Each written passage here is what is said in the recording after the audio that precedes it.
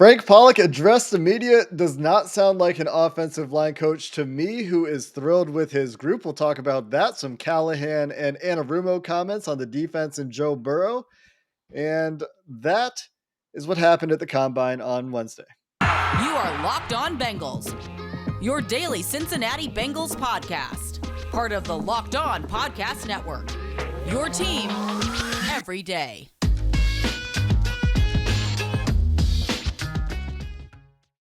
What up, Bengals fans, and welcome to another episode of the Locked On Bengals podcast. I'm your host, Jake Lisco. He's your host, James Rapine. Together, we're the Locked On Bengals podcast, part of the Locked On Podcast Network, your team every day, free and available everywhere you get your podcast and on YouTube. So click that subscribe button or that follow button, depending on your platform, if you like what we're doing. So we're delivered to your ears and eyes every day. James, a lot of Bengals assistants today spoke at the Combine, and we're going to start, as we have, feels like pretty much every episode since, I don't know, 2 weeks ago. Something happened 2 weeks ago, I guess, with the offensive line. Frank Pollack, in addition to Brian Callahan, Lou Anarumo, met with you guys out in Indianapolis today, you guys being the Bengals media who was there in person. And yeah, I read one article about the Frank Pollack discussion, which was on your website, allbengals.com, shout out, before going to a Bengals Talk YouTube video, shout out, to watch the Frank Pollack video in full. What am I doing shouting out our competitors like this? All Bengals. Don't you dare. Our competitors. Our competitors. We're not competing with me. Our competitors that James runs. And anyway, I read this Frank Pollack quote, and I'm like, man, Frank Pollack seems like he's ready to get some different guys in this room. And then I listened to it because I was like, oh, maybe the question just set it up this way. And it kind of did. You asked him, what do you look for in free agents? And that's why he's talking about free agents in the first place. But then he goes on to say stuff like, we could use more of those alpha leader types. Yep. And more glass eaters. And this glass eater thing, this is our Bengals offensive line free agency meme, James, is Frank Pollack wants glass eaters. Yep. No, I love this because, look, there's been some, especially on YouTube, like us sort of leaving it open-ended about the offensive line staff, like the coaching staff is just developing these guys and things like that. But the bottom line is they don't have enough talent. That's part of it. Like, I just don't know about them. I don't know how good Frank Pollack is or not. I think he's held in high regard in the NFL, but he doesn't have enough talent. And he was as open as I think any Bengals coach when it comes to that. And it's not like he ripped any of his guys, but when he very clearly says, oh, the reason I'm not watching free agent film right now in my hotel room is because we're having this conversation with the media. And that's what I was doing. And, that's pretty transparent to me. It's pretty obvious that he's focused on that when he's at the Combine. And I get it. They got to catch up on things and free agencies sooner than the draft. But this was a very free agent based Combine. Yeah, we talked about prospects some, but most of it was focused on what they're going to do in free agency because of where they're picking, because of where they're at as a team. And so, and I'll read part of it. And you're right, I did post the whole thing on Cincinnati Bengals Talk, but he said, scheme fit is big. And so I think that matters when we're talking about an Andrew Norwell or a Bozeman or some of these guys that we said, oh, are they going to change their scheme? Well, he said he wants athletic guys that can get to the second level and all of these things. Well, then that gives us an idea of who they could be eyeing versus not eyeing. But you're right. The thing that stands out a lot, he's like, I'd love to have more leadership in the room, love to have more alpha males. Can't get enough of those guys. Would love to have more glass eaters, which maybe we should just get some shirts made now of the glass eaters mantra, because can you imagine physical athletes blocking for this offense? Like, so hopefully Pollack, and I do think he's got some pull in the room. He's obviously well respected, not only among the coaching staff, but Mike Brown and Duke Tobin. They respect him and I think trust him. He's going to be pushing for some of these guys. And that doesn't mean that he doesn't like some of the youngsters on the on the roster, but I think he's going to make a push, and hopefully he gets his way, because if anything, Lou Anarumo's made a push, and guess what? When he got his way, the defense played better. Zach Taylor and Brian Callahan, when they pushed, right, and not necessarily pushed, whatever you want to say, but got their guys, and Jamar Chase and T. Higgins and obviously Burrow, well, we've seen what the offense can do and how explosive it can be. So the offensive line is the missing link. And I think the guy who coaches that unit, the leader of that unit, he certainly wants to add talent in free agency this offseason. Yeah. And you're right about the scheme fit bit. It's a good thing to highlight. Athletic, can run, can play at the second level. You point that out. Guys who can bend, who can anchor in protection, who can play with length, which is interesting. Sounds like Mekhi Becton to me a little bit, at least a couple of those things. Not to throw gasoline on that fire or anything, but Laramie the Tunsil? connections I don't there. know. Yeah. I mean, it sounds like the scheme change speculation that we had, which is, I think it was largely driven off of our Bradley Bozeman conversation, although Andrew Norwell, as you pointed out, also fits the bill. This is not what that sounds like Yep. when he's Agreed. talking about scheme fit. At the same time, I mean, I don't know. I guess I could see like maybe I don't know. That's really not what it means. Get to the second level of the run game. I don't think that means, it could mean duo. You're coming off a double team, getting to the second level. It could mean pulling out into space and trying to square up a safety or a corner. But to me, yeah, I mean, this doesn't scream scheme change to me, but it does sound like, he's not satisfied. And he was asked about Deontay Smith, and he was asked about Jackson Carman. He talked about those guys and talked Mhm. about, their development over the course of the year, their injury setbacks, the expectations going into year two, echoing kind of what the rest of the staff has said, where there's a big year two leap, or can be a big year two leap for young offensive linemen. So there's still certainly hope there.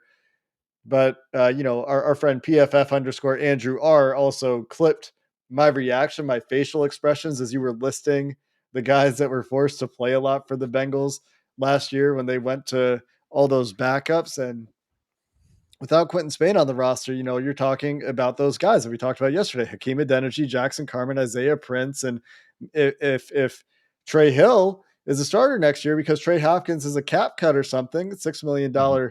cap savings, hopefully they would put that toward the offensive line. So it wouldn't be all four of those guys. Like, I don't think Frank Pollack wants that. I think he's Mhm. excited for the development of these guys, but his reaction to talking about sacks and being so unsatisfied with the way that you could tell that the guy wasn't happy with the way Yep. things went. And the other thing that really stood out to me, and it was towards the end, Paul Dehner Jr. asked about having like 5 guys that aren't stars, right? Basically giving Pollock a path to being like, oh yeah, we don't need Teron Armstead. Not that he's going to name that person, but if you have 5 guys that are cohesive and can play, and Pollock was like, yeah, you have to have talent too. And that's the part where, to me, I take it as, well, damn, we got to get more talent in here. And yeah, we can develop this guy. And you're optimistic about Jackson Carman, and you're optimistic about Deontay Smith and 35.5-inch arms and all of these traits. All of that's well and good. And they can be on the roster and you can develop them. But you also need to go out and get talent. And there is a balance there, but you can't.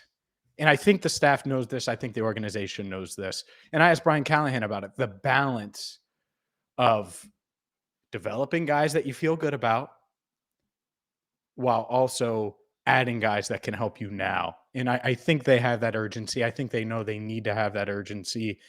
And that's what's going to make 2 weeks from now free agency, when you better start sleeping now, man, and getting prepared, because we're going to have emergency podcasts the moment they make deals. And, it's going to be a wild time, especially if there's aggressive in free agency along the offensive line, as we fairly expect them to be.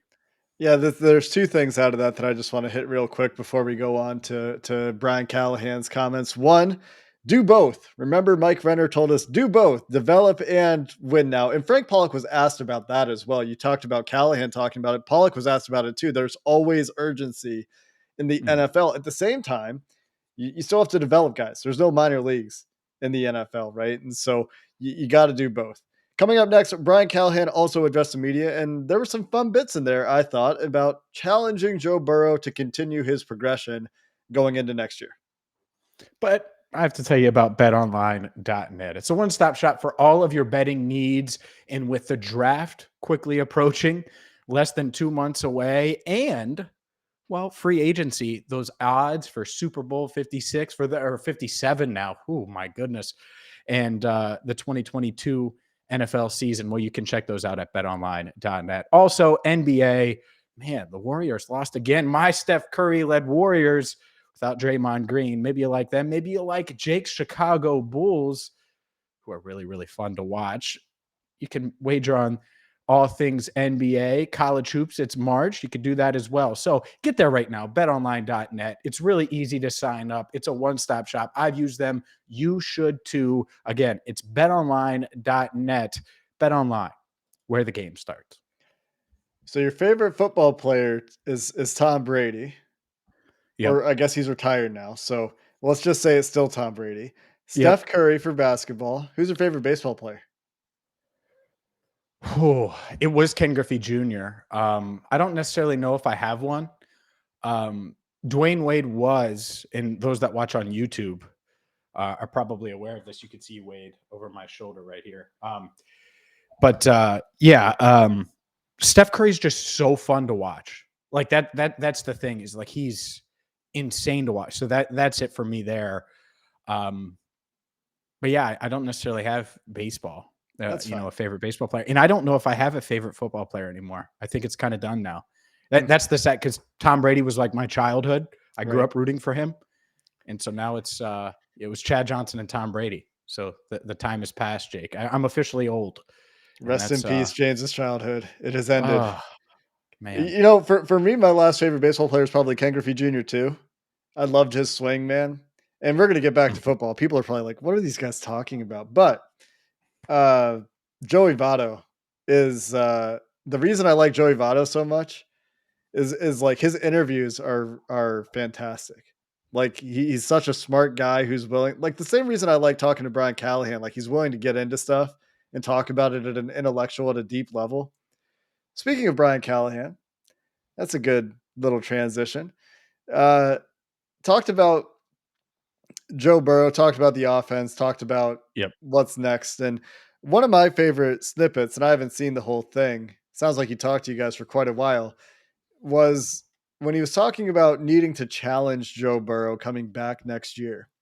Mhm. And that's something that as coaches, he says, we have to find ways to challenge guys so that to give them something to be motivated for every year, especially with a guy like Burrow who wants to be challenged. Burrow wants to be challenged every year, and you can see how that fits his personality, right? But what Callahan suggested as a means to challenging Burrow, I thought was pretty cool. It's this idea of like, oh yeah, maybe we'll have him call his own 2-minute drives.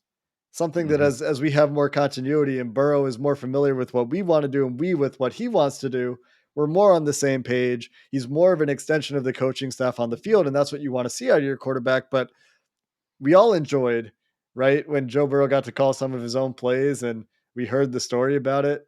So to me, that's just a really fun idea right away, to think about him having the freedom to at least try to call his own 2-minute stuff. Cause he's talking more about like in practice, but if he does well at it and there's no reason to think he wouldn't, why not translate that to a game, right? For sure. No doubt about it. And that's the thing, is all of it ties back to the trenches into that first segment. But that's why you spend the money, because you can unlock a level of Burrow that we haven't seen, and a level of this offense that we haven't seen. And he's going to have a relatively healthy offseason, especially compared to last year, right? It's an MCL. He's still able to do things and rest, and should be able to tinker and tweak things. And now he's gone through the playoffs and he's seen these defenses and gone against Mike Vrabel and gone against, this Aaron Donald defense in the Super Bowl. So guess how much he's going to be able to grow from that and learn from that and be faster and be quicker. And so, yeah, I'm excited to see that because we saw even while rehabbing that ACL how much better he was downfield and how much he improved. Like to me, and I just did a bet online read like Joe Burrow MVP. Like that's very real. That's a very real, and not that you go into a season expecting them to win it, but I expect him to play at an MVP type level, assuming the organization gives him just enough time and competent offensive line play. Like that's the level, that's the bar now. And that's really exciting. And that includes 2 minute. That includes hurry up and that's the thing with this offense too. It's not like we've seen a ton of that. And I would love to see that because I think he's so smart. And it keeps going down to the protection, right? And probably why they didn't run more of that. But to me, Joe Burrow leading a hurry up offense with those weapons, that could be quite fun because of how daring he is. He's going to call go balls. He's going to audible to things like that and really want to push the envelope and be aggressive. I agree. We saw some of it. We didn't Sure. see very Yeah. much of it. I I'm know. agreeing with you. Like we didn't see very much of it, right? And it's something that seems like it should be a weapon. So maybe that's a question next time we talk to Callahan. Like, would you like to run more no huddle? Would you like to run more hurry up with Joe Burrow? Would you like to get back to the line of scrimmage quickly, put defenses in a bit of a bind with his processing ability, and maybe that's what comes out of this challenge to call his own 2 minute because you can still call plays and you can still get on the radio with your quarterback in a hurry up. Mhm. It's not like it's all on Burrow, but if Burrow can just get up there, line guys up, and go, and we've heard CJ Uzama talk about this. Speaking Mhm. of CJ Uzama, Brian Callahan heaped praise onto CJ Uzama as well, called him or said he had his best year as a tight end in the NFL and would like to have him back. But yeah, maybe that's a natural progression for this offense. What else stood out to you? Maybe it's the Uzama thing. Is there anything else that stood out to you in the Callahan chat that maybe I didn't see or hear? Well, yeah, the Burrow stuff. And then certainly the other Joe Mixon or the other Right. Joe Mixon. And I asked him about Mixon being a 3 down back. And he said, yeah. And then very next question, praise Samaj P. Ryan for being that, or not pass catching, pass blocking back for the Bengals. And that's the thing, man, is hopefully Mixon continues to improve there. And I get it. He can't play every snap. I want him in on 2 minute. I want him to be the 2 minute back. Yeah. Like that to me is insane that like Samaje Perine is fine. But are you kidding me? Like if Mixon can't do that, that's an issue for me. It really is. And so um the I don't know if it's lack of trust or what it is, but that's certainly something that I hope that they remedy, or maybe it's just as simple as it's going to be Chris Evans and he's going to have to evolve into that role, which really sucks if that's if that's Joe Mixon, right? Because he had a great year numbers wise, right? Career year in some aspects, touchdown certainly, but man, I want you in on 2 minute drill or hurry up, right? Because that's the thing. Maybe that's why they didn't do as much hurry up. But part of the reason that's not good, is it? Yeah. I don't think that's good. Yeah. I mean, it's a weird place to be in for Mhm. them to continue to talk about Mixon as if he's a 3 down back where we have all this evidence to the contrary, especially in like the 2 minute situations. There are so many drives this year where it's not Mixon, and it drives me nuts because they gave Mixon all this money. And if you're going to give Mixon all this money, then you got to use him. And if you're not going to use him, then why'd you give him all that money? Mhm. How are you paying your fourth biggest 2022 cap hit to a guy who's only on the field 66% of the time? And I get the players sub and need rest and all this stuff, and that's fine. And Joe Mixon is a really talented guy. It's just like, let's find a way to get him on the field for these third downs. Yep. But at the same time, you know what? From a coaching perspective, if they can't trust him to do the job, then you eat the money and you put the best guys on the field. And maybe that is Samaje Perine. But to your point, James, Chris Evans, much cheaper, younger, more athletic. If he can figure it out from a pass blocking perspective, and I think he can, this might be folly on my part. I think he can. There are some cap savings to be had if they decide they don't want to carry Samaje Perine forward. At the same time, it's not like he's that expensive.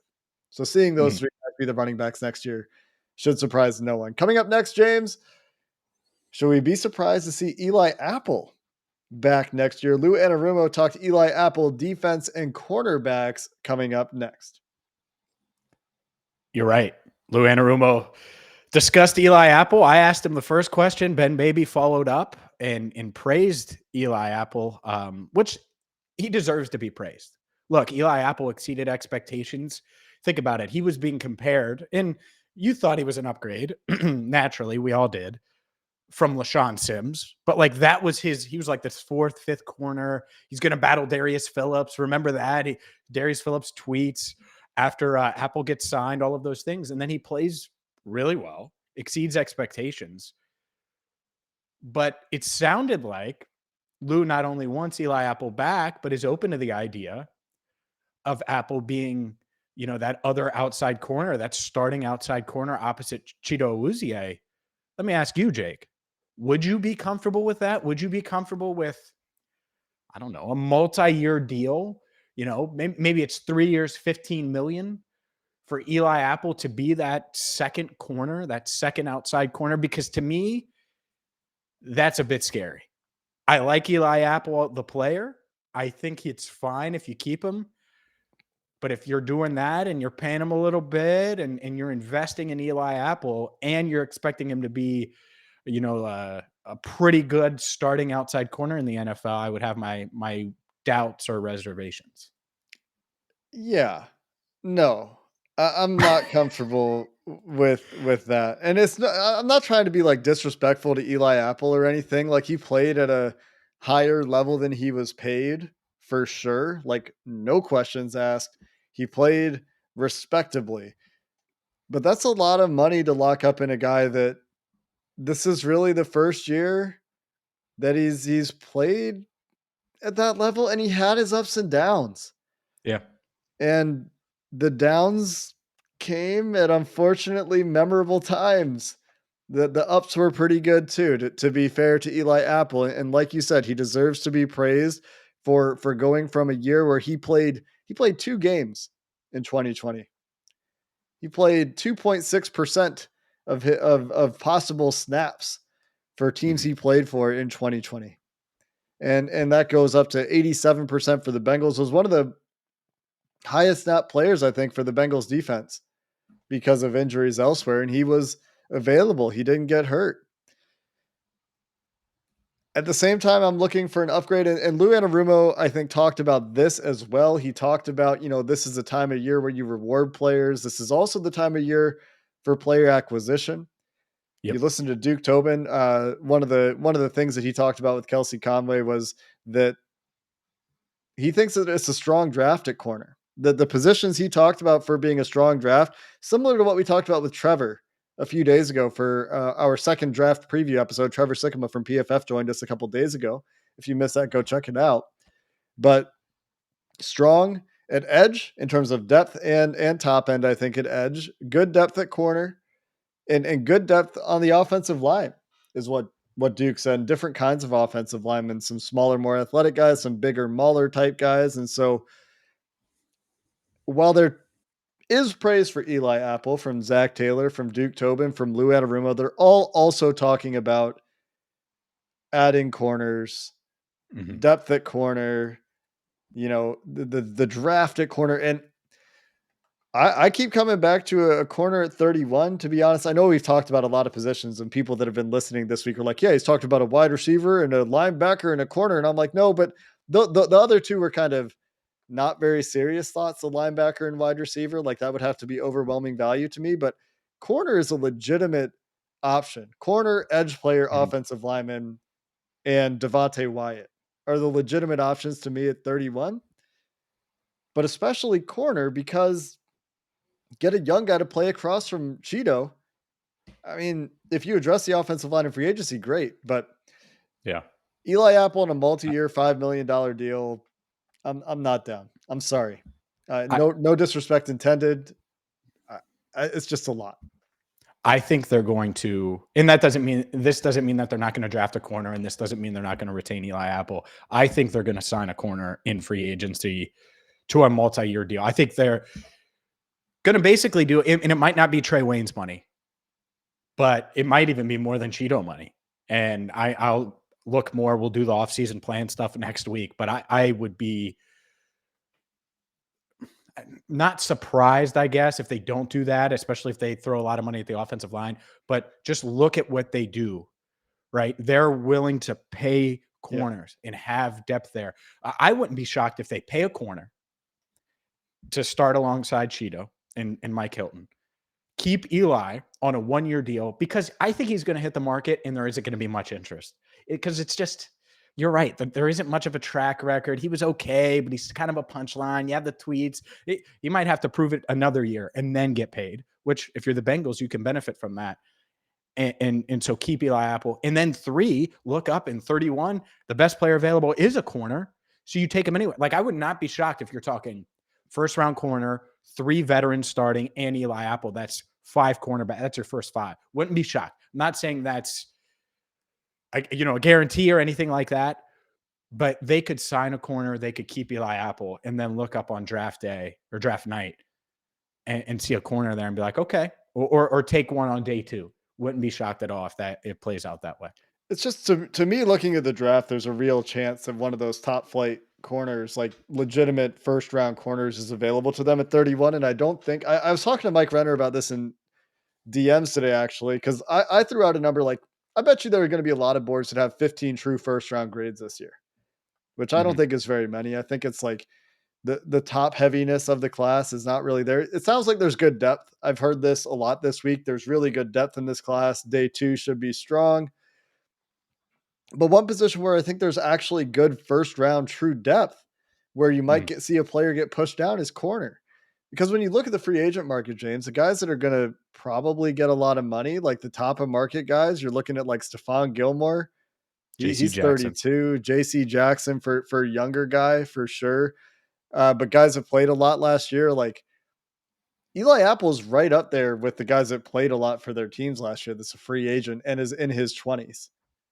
He, like from a pure snap count perspective and age perspective, pretty much the same as JC Jackson. Obviously, one player is better than the other, but Much different. But yeah. But you get my point from like a guys that played a lot and are still in their 20s. So those second contract guys we talked about yesterday, the Bengals don't do a lot of third contracts. So, the Casey Haywards of the world or the Stephon Gilmores of the world, like those aren't likely candidates for the Bengals. Chris Harris, not likely for the Bengals to go after that kind of player with that kind of profile.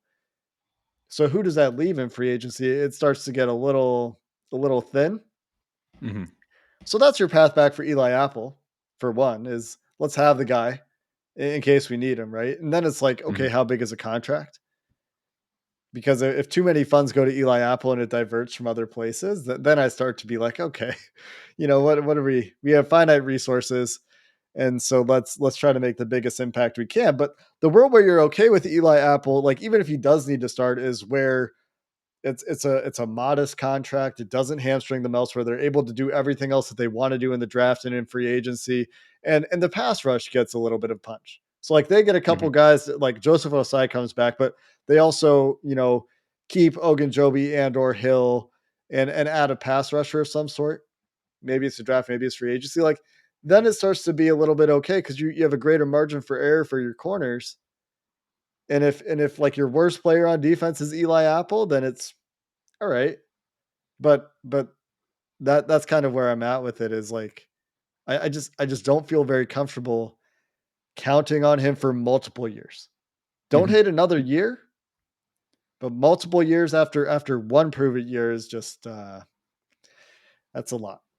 Yep. And there's pressure that comes with that. And I think there's also, he thrived under, this is my shot to show that I belong.